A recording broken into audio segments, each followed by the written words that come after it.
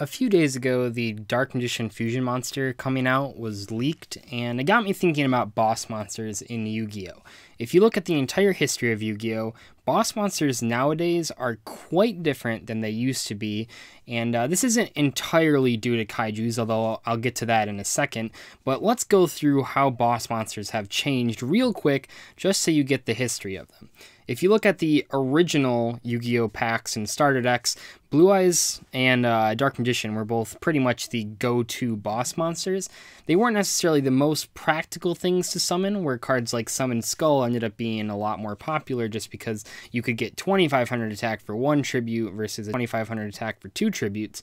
But even then, you could consider pretty much all of those tribute monsters as sort of boss monsters in their own rights. Even cards like Jinzo, which might have not been the most powerful card in those decks, could be considered boss monsters just because they were really big, impactful monsters that you summon from your main deck. Back then, people weren't really playing with fusion monsters outside of Metamorphosis, and a lot of the times, I don't think I'd really call Thousand Eyes Restrict the boss monster of Goat Control. But fusion monsters just weren't nearly as popular or powerful as a lot of the main deck cards of those times, even back in the day, when you had like BLS and Chaos Emperor Dragon, which were just clearly great English there. They were clearly better than the extra deck monsters of those times. Flash forward to 2008 when Synchros came out, and even though Dark Arm Dragon was playing Synchro monsters in the Emergency Teleport build, the actual Dark Arm Dragon card was really powerful. While Stardust Dragon prevented you from losing to board wipes, and Thought Ruler Archfiend gained you a whole bunch of life points, and Red Dragon Archfiend was a board wipe, Dark Arm Dragon was a lot of that deck's power, and it was, probably one of the most scary cards in the entire deck, and that would be considered a main deck boss monster. Light Sworns of that time also relied on Judgment Dragon as their main deck boss monster, and even when they started playing Plague Spreader Zombie, and they had access to some synchro monsters, like Goyo Guardian was a pretty popular one, Judgment Dragon was still the go-to boss monster. Of those times, the only deck that I can think of prior to the sort of latter half of Synchros that had an extra deck boss monster that was like really important was Gladiator Beast. Now, the Gladiator Beast cards, even though they were fusions, they came out through Contact Fusion, and Contact Fusion was really important because it basically, looking back on it now, it was the precursor to Link Summoning. You didn't need monsters with specific levels. You didn't need monsters that were tuners and non-tuners. You just needed two monsters that met the requirement for the Contact Fusion. Very commonly, Gladiator Beast Geyserus or Gladiator Beast Herklanos. And those cards are probably some of the first really big extra deck boss monsters, which is more common nowadays. So flash forward to Exceed Summoning, and then you start to see a lot of extra deck boss monsters and not so many main decked ones. Cards like the Evolzars and Dino Rabbit, or even Shockmaster and Windups, stuff like that, and even in a lot of cases, stuff like Windup Zenmains was pretty hard to get over, Utopia in some cases, but those decks back then, a lot of the times outside of maybe Chaos Dragons, there's always one person that comments that I forget that Chaos Dragons existed in 2012, but they didn't have a lot of extra deck boss monsters, but outside of that, all those strategies just had a lot of level 3s and a lot of level 4s, or making use of their extra deck. They usually didn't have any big monsters in the main deck, outside of a tech to BLS to summon off of Tour Guide and Effect Failure. Anyway, though, if you go towards nowadays, there really just aren't boss monsters that come from the main deck. Masterpiece is probably the only one I'm comfortable calling a boss monster. Some people might debate that Ultimate Conductor Tyranno is a boss monster, but I humbly disagree here. If you think about the scary fields with dinosaurs, it's not the ones that just have an Ultimate Conductor Tyranno. They're the ones that have Ultimate Conductor Tyranno, Evolzar Lagia, and a Denglong with 2 negates. Now, those fields obviously aren't possible anymore because Denglong's gone, sadly. But Ultimate Conductor Tyranno was not the main part of that field.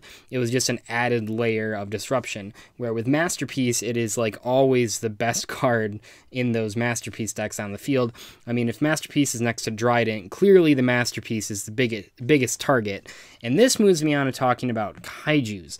So Kaijus are the most efficient form of removal for any monster, and especially boss monsters. If you think of a boss monster, what really makes it different than a normal monster? And I think in the broadest terms, a boss monster is going to be more powerful and harder to summon than the normal monsters in your deck. This is pretty much true for every single boss monster in the game. They usually have higher levels, but they don't necessarily have to. But when I think of boss monsters, I think of 6 and up at least, but usually the double tribute monsters are the ones that have been conventionally seen as the boss monsters in a deck. Kaijus are incredibly efficient because they don't restrict you in any way. You do take a -1 to summon them because you lose a card, but you get rid of some really powerful stuff, which makes playing boss monsters really rough right now.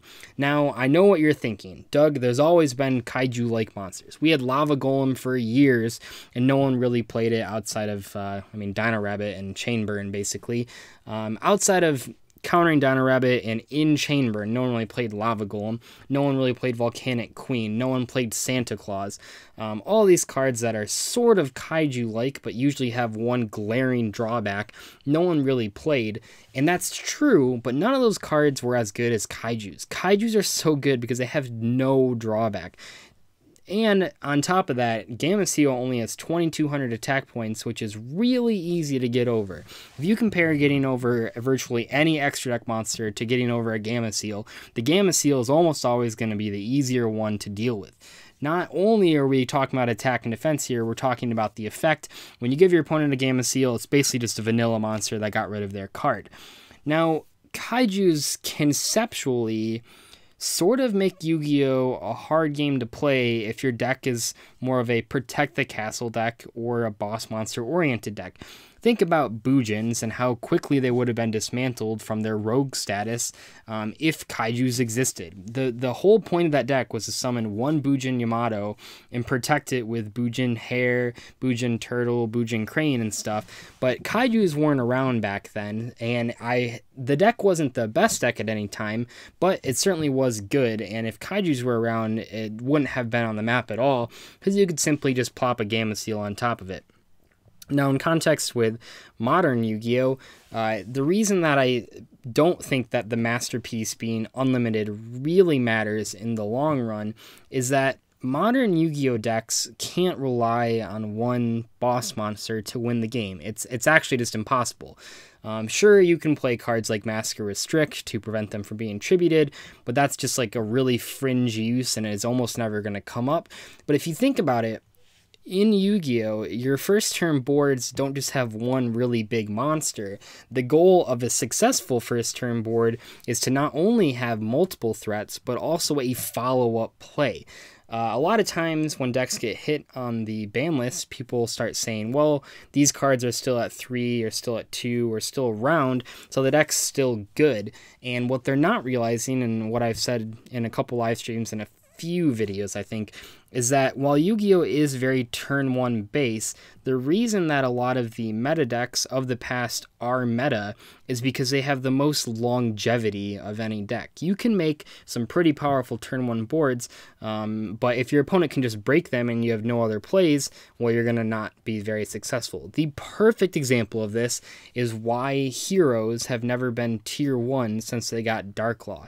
Now, I don't really believe in the tier system. I think that's the most medium sort of word that I can use here that you guys will probably understand. Heroes have never been the best deck. Now, Heroes have always been a pretty good rogue deck, but even with Dark Law, even with Bahamut, Shark, and Toad, Heroes has just never been the best deck. Not only are they not as consistent as the best decks, but they have zero follow-up. If you look at the cards in the Hero deck, they really had no effects to gain advantage or make a comeback. Yeah, they had a lot of ways to get to Dark Law, Bahamut, Shark on the first turn, but they had no follow-up play. So if you just Kaiju'd the Bahamut, or Kaiju'd the Toad, and then Raigeki the Dark Law, well, then you instantly won the game because they used all their cards to make that field, even if they had trap cards up the wazoo in their back row. They just couldn't come back. Compare that to a deck like Zoo, which in a vacuum doesn't make that strong of turn 1 boards. It's usually just a DD Warrior Lady / Raigeki break Exceed monster, which in a vacuum isn't too overpowered. The reason Zoo was so good was because not only did you have that turn one opening, you search another Zodiac monster with Broad Bowl, so you could do it on the next turn, and then the next turn, and then just infinitely you could make that field, which was difficult to overcome. It's the same reason why Monarchs were so good. They didn't necessarily do a ton of crazy things on the first turn. Yeah, maybe they summoned an Ether and Erebus, but what they could do in the following turns by repeating that play made them really difficult to deal with. So if you look at Modern Yu-Gi-Oh! And if you look at Masterpiece, without Dynamite Knight and without Ignis and without 3 True King's Returns, the deck doesn't have a lot of longevity. Now, I have no doubt that it's going to be very popular going forward because Masterpiece is quite powerful, but I do think that even with Masterpiece at 3 and even with Diagram at 3, we are going to see a lot more rogue decks pop up. Now, maybe this will look outdated depending on when you watch it. I know the UDS is happening this weekend, so I could be completely wrong here, but I do think that even though the Masterpiece is a very good card and maybe should have been hit, I think that the idea behind the ban list was to hit all the consistency cards, hit all the longevity cards. Yeah, you can have your Diagram, you can summon your Masterpiece, but if your opponent Kaijus it, you no longer have a great follow-up play, especially with Zodiac Limited as well. So I don't know what's going to happen at the UDS, and I don't know what's going to happen with Boss Monsters in the future, but what I do think will happen is that I think Kaijus really stop people from playing Protect the Castle decks and focus people on making better decks that can put multiple threats on the board. Now, I don't know if it's necessarily a good or bad thing. I personally think it's a good thing because it makes you experiment with a wider range of cards. You can't just protect one big monster. But with the introduction of Kaijus into the game, it's really hard for Konami to ever make a boss monster oriented deck like we saw in the early stages of Yu-Gi-Oh! Pretty much for the first 5-10 years of Yu-Gi-Oh! Those decks that revolve around just having one big monster, which is sort of, I mean, at one point in Yu-Gi-Oh's history, that was like the selling point of the game, was you can have this huge Blue Eyes White Dragon on the field, and how can your opponent deal with it? Because back then, I mean, if you look at it with just normal monsters, 5 1,500 attack monsters couldn't deal with 1 3,000 attack Blue Eyes, and that was sort of the idea of a boss monster. But with Kaijus, you can instantly 1-for-1 out any boss monster until they start giving them, I mean, it can have protection from destruction, unaffected by card effects, it can draw you 500 cards, but if it doesn't have protection from tributing or a special summon restriction, you can just Kaiju it instantly. And I don't know, I think it's interesting, and I think that in the future, we will just see less and less of boss monster themes and more extra deck themes, which might sound obvious, but in a time when we have Masterpiece, I think it's a good discussion to sort of not only go through how Kaijus change the history of the game, because they make Yu-Gi-Oh! More focused on having multiple pretty good monsters rather than one really good monster. But it also, I think it matters because it's a sort of explanation for why Masterpiece didn't get hit on the ban list. Whether or not you disagree with that, that's up to you.